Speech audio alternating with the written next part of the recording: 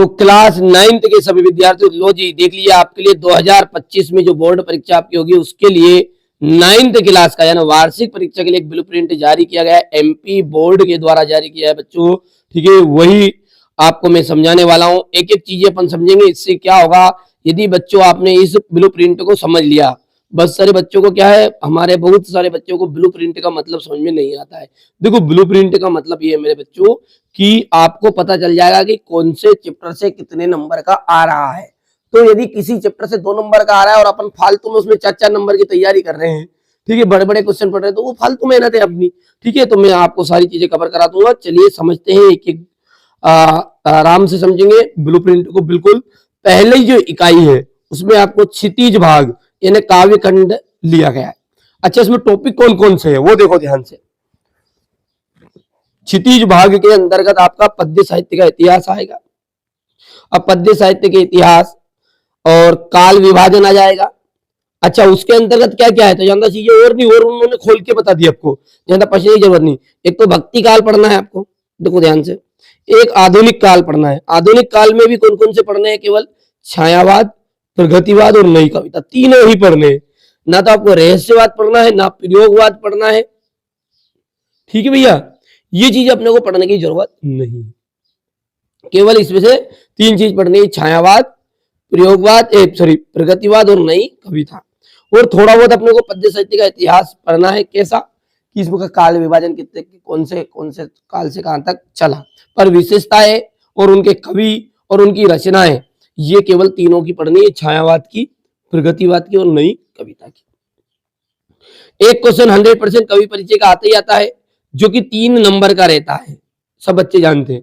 तो इस इकाई में से 3 नंबर का जो क्वेश्चन है वो तो कवि परिचय का, सॉरी गलत बोल दिया मैंने, 2 नंबर का। पहले आता था 3 नंबर का, अब कितने नंबर का आएगा, वो 2 नंबर का आएगा।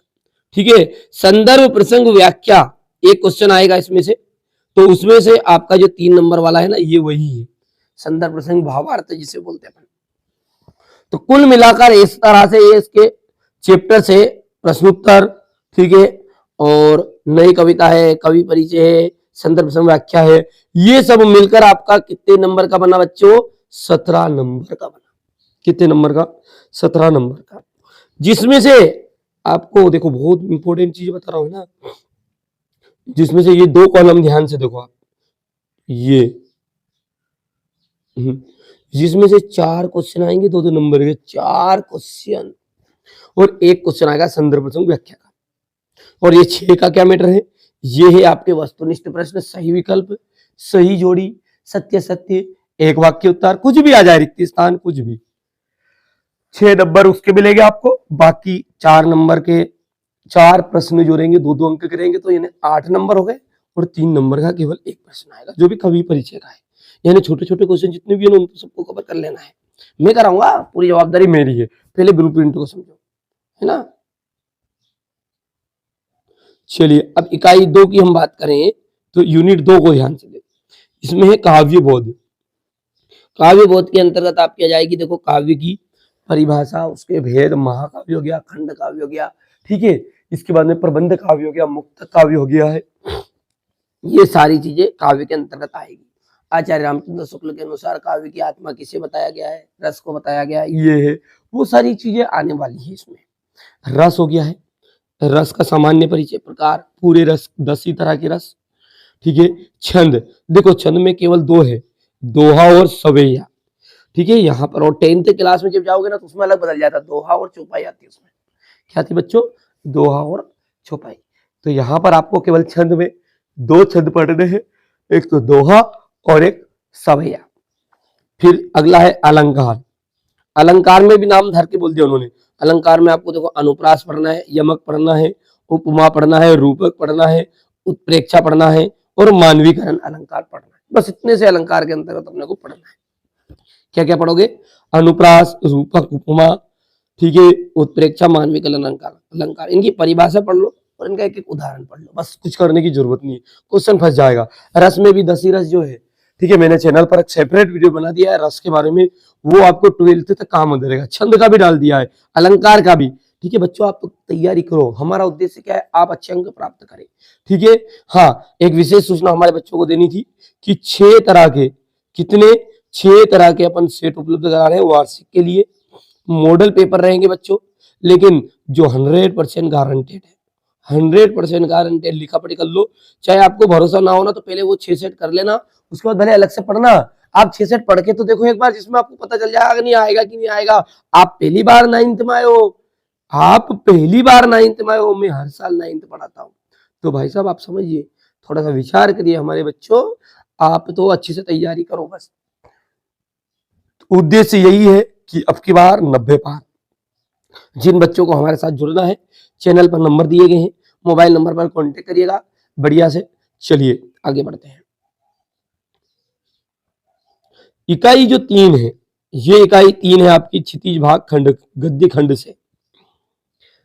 इसमें अंतर्गत आएगी आपकी कहानी और निबंध। देखो ध्यान से, कहानी और निबंध के बारे में आपको पढ़ना है, एकांकी के बारे में पढ़ना है, यात्रा वृंत पढ़ना है, डायरी पढ़नी है, संशय स्मरण पढ़नी, व्यंग विधा पढ़नी, बस इतनी चीजें पढ़नी। ठीक है, एक क्वेश्चन आपका लेखक परिचय का आएगा 100% ही, 3 नंबर वाला है वो क्वेश्चन, और संदर्भ प्रसंग व्याख्या, और जो संदर्भ प्रसंग व्याख्या है उसके आधार पर आपके क्वेश्चन आंसर जो बनते हैं पार्ट के, वो क्वेश्चन आंसर। इस तरह कुल मिलाकर ये भी 17 नंबर की ही है। 6 नंबर के आपके सही विकल्प रिक्त स्थान हो गए। ध्यान से देना, 4 क्वेश्चन है ये, 4 नंबर नहीं है, 4 क्वेश्चन है 2-2 नंबर के। तो यानी 2-2 नंबर के कितने नंबर आ जाएंगे, 8 नंबर। ठीक है, और एक प्रश्न आ जाएगा 3 नंबर का, जो कि लेखक है, जो कि आपका संदर्भ प्रसंग व्याख्या का रहने वाला है। ठीक है, और लेखक परिचय, कवि परिचय आजकल क्या है 2 नंबर का हो गए, पहले ये 4-4 नंबर के आया करते थे। भाषा बोध, भाषा बोध के अंतर्गत संधि है, समास है, निपात शब्द है, तत्सम है, तद्भव है, देशज हो गया, विदेशी हो गया, आंचलिक शब्द हो गया, उपसर्ग हो गया, प्रत्यय हो गया, पर्यायवाची हो गया, विलोम शब्द हो गया। ये सारी चीजें मिलके, ठीक है, ये सभी चीजें इसके अंतर्गत वाक्य के परिचय की रचना के आधार पर वाक्य 8 प्रकार के होते हैं, मुहावरे हो गए, लोकोक्ति हो गई, ये सब भाषा बोध के अंतर्गत ऐड किए गए हैं। टोटल 8 नंबर के एक प्रश्न रहेंगे, जिसमें से 2 नंबर का एक क्वेश्चन आएगा ओनली। ठीक है, 2 नंबर का एक क्वेश्चन, बाकी जो ये है ना मुहावरा लोकोक्ति ये आता है आपका, इसमें 2 नंबर के अंतर्गत उपसर्ग और प्रत्यय आ जाता है, और संधि और समास में अंतर आ जाता है। बाकी सब जो सारे क्वेश्चन है, ये क्वेश्चन आपके ऑब्जेक्टिव क्वेश्चन के अंतर्गत आते हैं। मैं तैयारी कराऊंगा यार, डरो मत आप तो बिल्कुल, है ना। कृतिका जो दी गई आपको, उससे केवल और केवल एक क्वेश्चन आएगा 2 नंबर का, तो इसमें क्वेश्चन आंसर पढ़ने की जरूरत नहीं है, इस पार्ट को पढ़ो, बेसिक समझो। केवल केवल और केवल केवल और केवल 6 नंबर के ऑब्जेक्टिव क्वेश्चन आएंगे। रिक्त स्थान, सत्य सत्य, कुछ भी आ जाए, 2 नंबर का हो सकता है सही विकल्प आ जाए, 1 नंबर का सत्य सत्य आ जाए, 2 नंबर के रिक्त स्थान आ जाए, और 1 नंबर का दूसरा क्वेश्चन आ जाए, इस तरीके से आ सकते हैं। चलिए, आपठित बोध के अंतर्गत जो आपठित काव्यांश और गद्यांश होता है ना, वो 4 नंबर का आएगा। ठीक है, 4 नंबर का मैं कराऊंगा कवर, कोई घबराने की जरूरत नहीं, क्या होता है क्या नहीं होता नहीं पता है किसी बच्चे को तो। ठीक है, इसके बाद में पत्र लेखन है, ये आपका अवकाश जिसे बोलते हैं, एप्लीकेशन और अवकाश, ये आपका एक क्वेश्चन आएगा इसका। और निबंध में आपका एक तो रूपरेखा आती है और एक निबंध आएगा, इसमें सॉरी एक निबंध आएगा और एक रहेगा आपका अनुच्छेद लेखन, संवाद लेखन जो रहता है वो 3 नंबर का रहेगा, और निबंध रहेगा जो 4 नंबर का रहेगा। इस तरह क्वेश्चन जो टोटल बेटा है ना, टोटल क्वेश्चन जो रहेंगे आपके 23 क्वेश्चन आने वाले हैं। कितने क्वेश्चन आने वाले हैं, 23। ठीक है, 30 नंबर के आपके वस्तुनिष्ठ प्रश्न रहेंगे, 2-2 नंबर के 12 क्वेश्चन रहेंगे, 3-3 नंबर के 3 प्रश्न रहेंगे, और 4 नंबर के भी 3 प्रश्न रहने वाले। टोटल कुल मिला के बात अपनी 23 प्रश्न तक आ जाएगी। ठीक है, मैंने शुरुआत में भी कहा है, जिन बच्चों को ठीक है अच्छे से तैयारी करनी है और जिनको अच्छे से ठीक है मेहनत करनी है, वो बच्चा हमारे साथ चैनल के साथ जुड़ जाइएगा। 6 तरह के मॉडल पेपर दूंगा विथ सॉल्यूशन विथ पीडीएफ। इस तरह से मैं तैयारी करा रहा हूं ताकि हमारे बच्चों को कोई दिक्कत ना आए। ठीक है, आप तो बढ़िया से तैयारी करिए, खूब मेहनत करिएगा। 6 मॉडल पेपर दूंगा with solution with PDF. Channel पर नंबर दिए गए, डिस्क्रिप्शन में भी नंबर डाल दूंगा ताकि हमारे बच्चों को ढूंढने में आसानी होगी। ठीक है, चलिए मिलते हैं अगले वीडियो में।